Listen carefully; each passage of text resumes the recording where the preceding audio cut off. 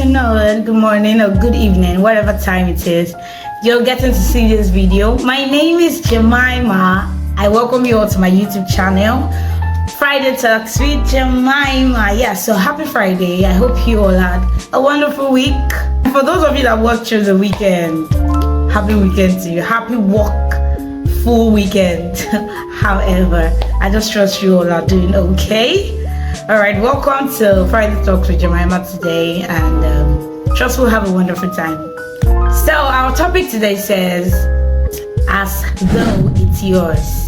As though it's yours. There's a popular saying, I'll try to say it in English, but I'm more comfortable saying it in Yoruba because I feel like it sounds better, and it has a more weightier meaning when you say it in Yoruba.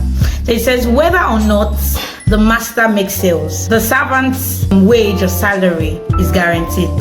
So in Yoruba it says, Ogata Ogauta, Owo Alaro Akpe. This mentality is on the mind of a number of people that I don't care what happens. Once it's not my personal business, once it's not directly related to me, I can afford to do it anyhow, since I am not directly affected. I have a story to tell. Story. Alright, so two friends, Ade and Akin, very good friends. They grew up together, literally from the same environment, from the same community. So they grew up together, very tight friends. Akin got rich, traveled abroad, was doing well for himself. Ade was in Nigeria, but they were still in contact. So one day, Akin reached out to Ade saying, oh, Ade, my friend, I need you to help me build a house. Just get a land, get a house design, build something that you think I'd like.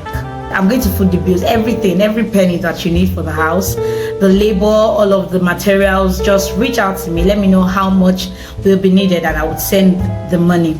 So Ade went on and got the land, started the preparation, started getting people involved, surveyor, architect, and every other person that they needed. So Akin, as they said, was sending money for the house. But there was something that Ade did. He got substandard materials for the house. So he would slash the money into two. He would use part of the money to buy substandard materials, and the other part, he used it to relax. Akin was never supposed to know. No one is gonna know. So he went on and on and on and on like that. He was just doing it anyhow because it was not his business. I mean, when a house is well built, how do you tell whether the material was substandard or not? It takes somebody that is really acquainted with building to know. So he knew that Akin was never going to know that he used substandard material, or that the people who built the house were not so experienced. So the house came up fine, looked neat, and then Akin came to Nigeria and said, oh, my friend, where is the house? Ade took him to the house. They were all jolly. I was like, oh wow, thank you so much, I appreciate you. I mean, he was so grateful to his friend that at least you helped me build this house. I'm so grateful. And so when he got to the house, all jolly, all celebration here and there, he collected the key from Ade and said, Ade, I want you to have this key. This house was yours all along. The house was yours all along. Hey. Ade started crying. Everybody felt like, oh, tears of joy. Oh, they don't cry now. This is how God does his mighty work.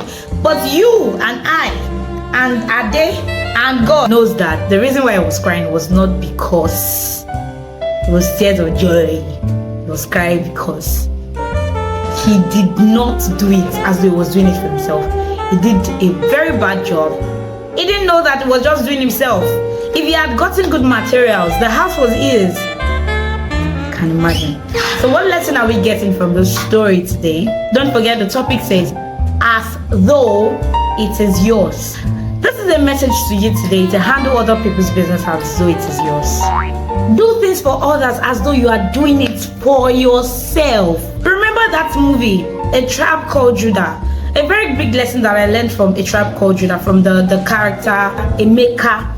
I was working at the furniture establishment. If I remember vividly, there was a time we went to meet, I think it was his manager, the lady there, and he told her that he felt like if they brought the price down a little more affordable, that more customers will buy and they'll make more sales. And she was like, what's your business? Do you get paid at the time that you should get paid? And he said yes. She said, so what's your business? Why are you bothering yourself with whether are you the manager or do you want to take my post? She was not bothered about the well-being of the company or the establishment. All she was bothered about was let them get paid. But Emeka, on the other hand, was thinking and trying to think of a way to make sales better. That mentality that, oh, whether or not they sell, whether or not this goes well, I was employed and so I have to be paid, is really, really wrong. As a person, as an employee, as a worker, as an apprentice, handle people's business as though it is yours. The Bible says in the book of Luke chapter 16, I think from verse 10, talking about he that is faithful in little will be faithful in many, and he that is unfaithful in little will not be faithful in many. He said, who will give him his own? He that is not faithful with another man's business, who will give him his own? You might never know.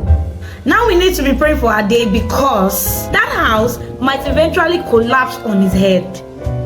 We need to put him in our prayers so that that house will not collapse on him. Please, do not be like Ade. Whatever business is committed into your hands, whether you're directly affected or not, just do it as though nobody is seeing you, not unto eye service, not as an hypocrite, but do it from your heart. Do it as though you are doing it for yourself. Do it, you are an employee. Do it as if it's your job. Oh, I cannot be coming early now. When I get my own store, this is what I would do. Why not just start now? Do it in another man's business. Do it now. Handle another man's job diligently. As a matter of fact, all of these things that we are doing are just seeds. We are planting seed for our future. At the end of the day, we are going to reap the fruit of our labor. So you will now dictate whether you want to reap good fruit or bad fruit. It is totally dependent on the seed that you plant. Try as much as you can to handle people's business as though it is yours. Please do not forget to put Ade in your prayers. Let that house stand. Let it not collapse. Thank you so much for joining me today on Friday Talks with Jemima. Do not forget to meet next week Friday. Like, subscribe, and turn on the notification button so that you can get notified each time I drop a video. Thank you so much. I love you. Selfie time.